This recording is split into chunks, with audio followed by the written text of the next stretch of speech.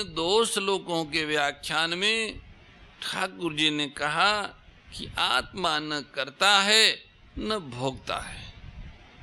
कर्ता भोक्तापन आत्मा में है ही नहीं, मूर्खतावश ऐसा मान लिया जाता है, यथार्थ नहीं है।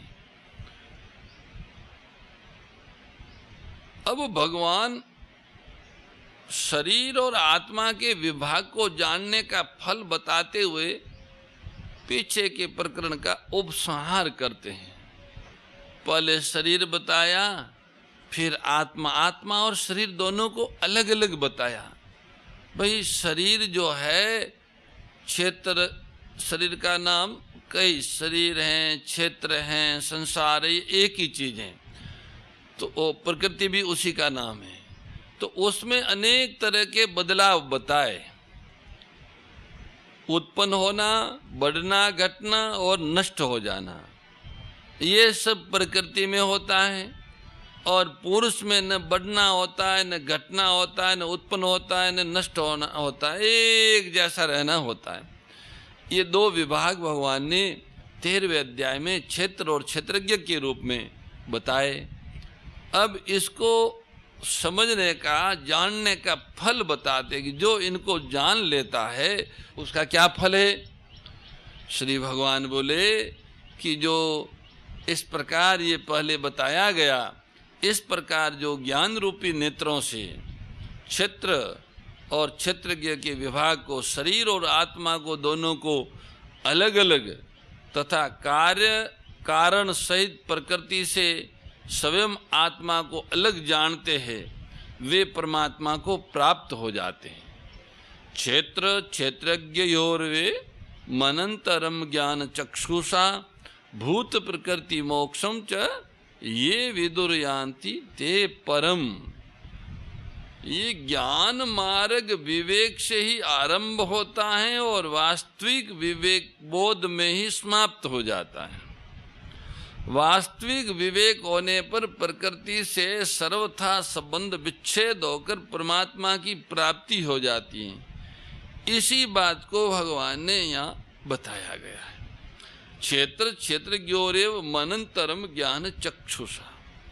सत असत नित्य अनित्य क्षेत्र क्षेत्रज्ञ को अलग अलग जानने का नाम ज्ञान चक्षु विवेक है। ये क्षेत्र विकारी है, कभी एक रूप नहीं रहता, यह प्रतिक्षण परिवर्तित होता रहता है। ये जो क्षेत्र हैं ये, और एक क्षण भी स्थिर नहीं रहता। ऐसा कोई भी क्षण नहीं है जिसमें ये स्थिर हो। परंतु इस क्षेत्र में, इस प्रकृति में, शरीर में रहने वाला, इसको जानने वाला क्षेत्रज्ञ आत्मा सदा एक रूप रहता है। क्षेत्रज्ञ आत्मा में परिवर्तन न हुआ है, न होगा और होना संभव भी नहीं है। इस तरह जानना, अनुभव करना ही ज्ञान चक्षु से क्षेत्र शरीर और क्षेत्रज्ञ जीवात्मा के विभाग को जानना है। भूत प्रकृति मोक्षम च ये विदुर्यान्ति ते परम। वास्तविक विवेक बोध होने पर भूत और प्रकृति से, प्रकृति के कार्य मात्र से तथा प्रकृति से संबंध विच्छेद हो जाता है।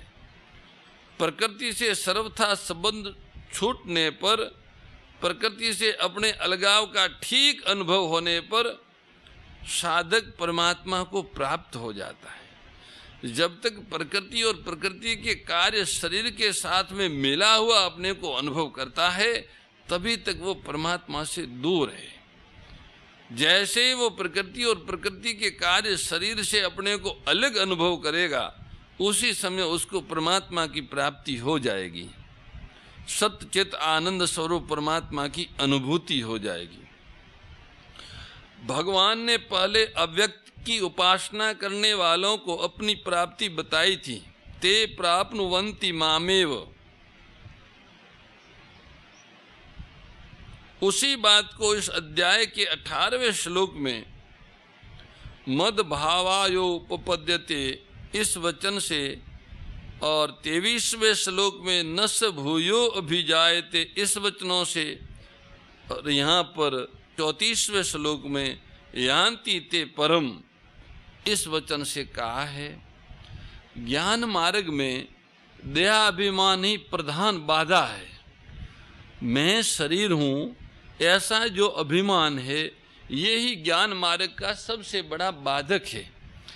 इस बाधा को दूर करने के लिए भगवान ने इसी अध्याय के आरंभ में इदम शरीरम वचन से शरीर से ही अपनी पृथकता का अनुभव करने के लिए कहा कि शरीर से तुम अलग हो, इसका अनुभव करो।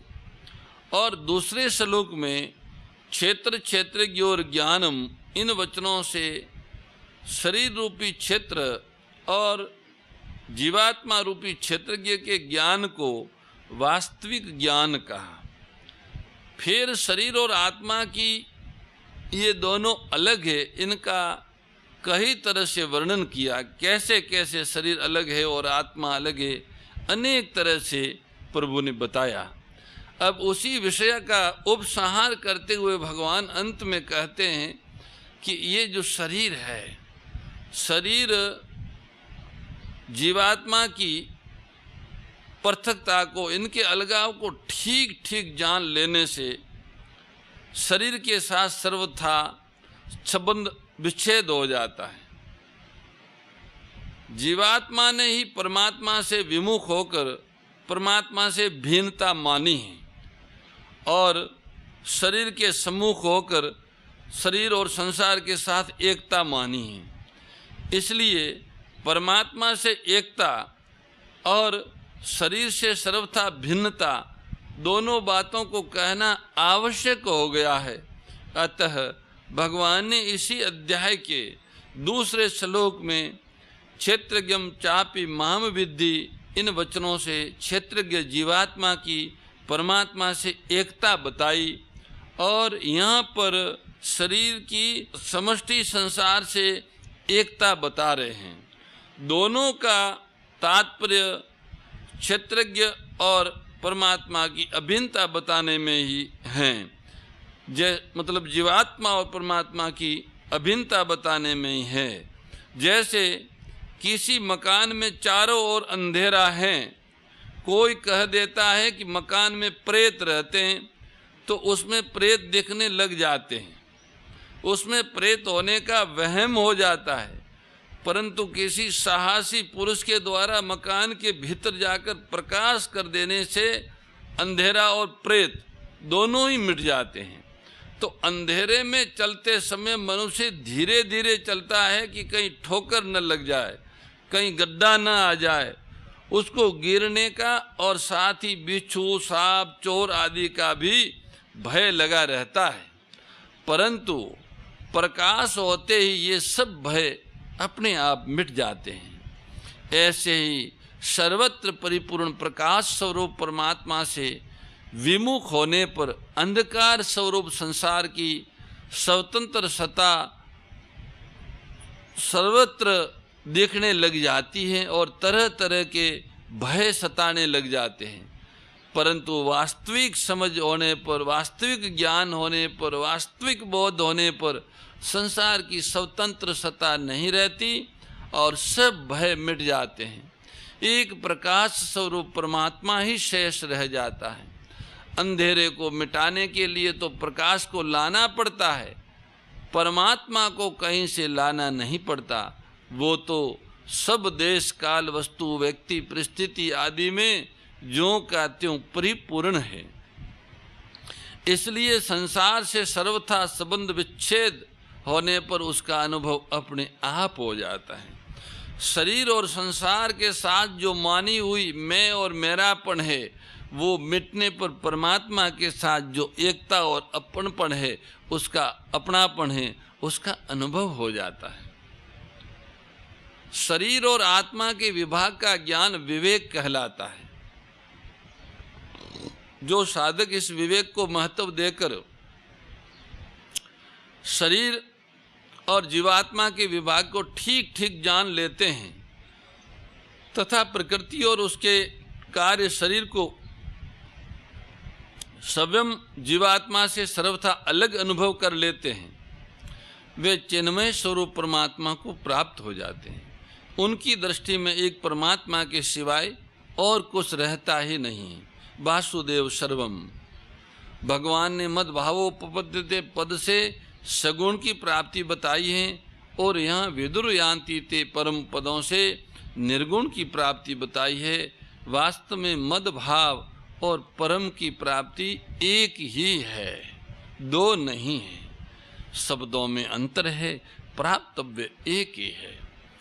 इस प्रकार ओम तत्सत इन भगवान नामों के उच्चारण पूर्वक ब्रह्म विद्या और योग शास्त्र में श्रीमद् भगवद गीतो उपनिषद रूप श्री कृष्ण अर्जुन संवाद में क्षेत्रज्ञ विभाग योग नाम का ये 13वां अध्याय पूर्ण हुआ। इस तरह से भगवत कृपा से उन्हीं के वात्सल्य से हम लोगों को श्रीमद् भगवद गीता जी के 13 अध्यायों का व्याख्यान श्रवण करने को प्राप्त हुआ और आगे उनकी जैसी कृपा और जैसा वात्सल्य और करुणा होगी वैसा ही होगा। अभी नाम संकीर्तन प्रार्थना और आरती की ओर बढ़ें। राम श्री राम राम श्री राम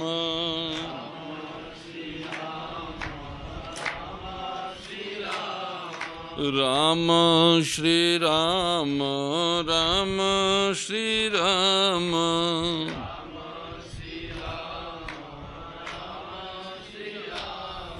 राम श्री राम राम श्री राम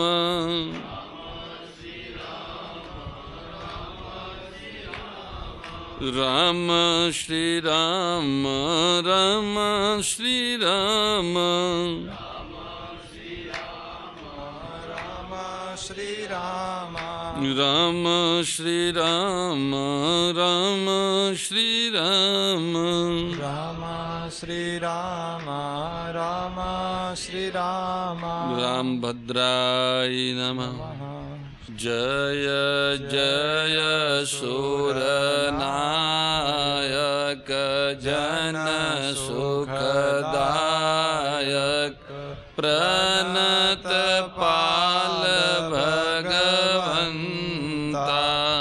गोदिवज हितकारी जय असुरारी सिंधु सुतापिरकंता पलन सुरधरनी अद्भुत करनी मरम न जानहि कोई जो सहज कृपाला दीन दयाला करहु अनुग्रह सोई। जय जय अविनाशी सब घटवासी व्यापक परमानंदा अभिगत गोतीतम चरित पुनीतम माया रहित मुकुंदा जेहि लागी विरागी अति अनुरागी विगत मोह मुनि वृंदा निशिबासर ध्यावहि गुण गण गावहि जयति सच्चिदानंदा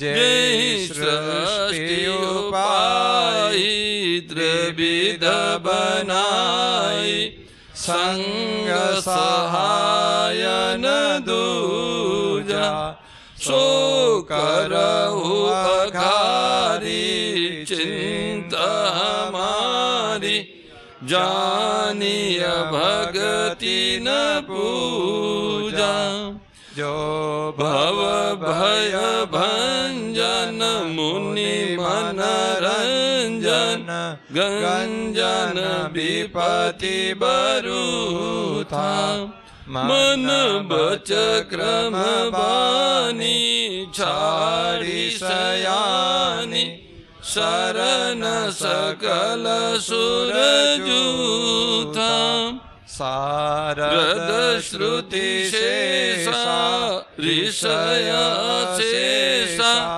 जा कहु कोहु नहीं जाना जानि सभय सुर भूमि सुनी वचन समेत सने गगन गिरा गंभीर भई हरनि शोक संदेह सियावर रामचंद्र जी की जय राधावर कृष्ण चंद्र जी की जय उम्यावर महादेव जी की जय पवन सुत हनुमान जी की जय बोलो भाई सब संतन की जय सदगुरु देव देव की जय सुरभि मैया की जय समता त्याग सिखावनी हरि मुख की बानी ओ मैया हरि मुख की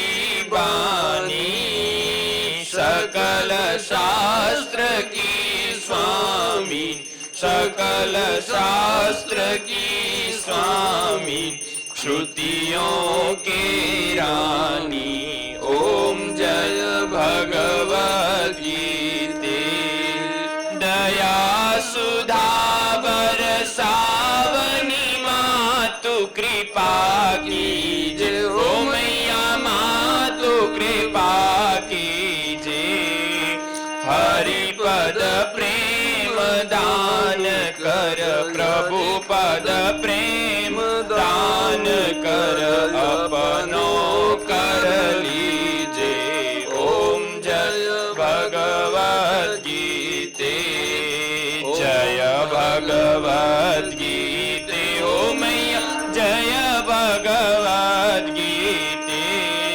हरि कमल विहारिणी प्रभु हिय कमल विहारिणी सुंदर सुपुनीते ओम जय भगवत गीते गीता माता की जय।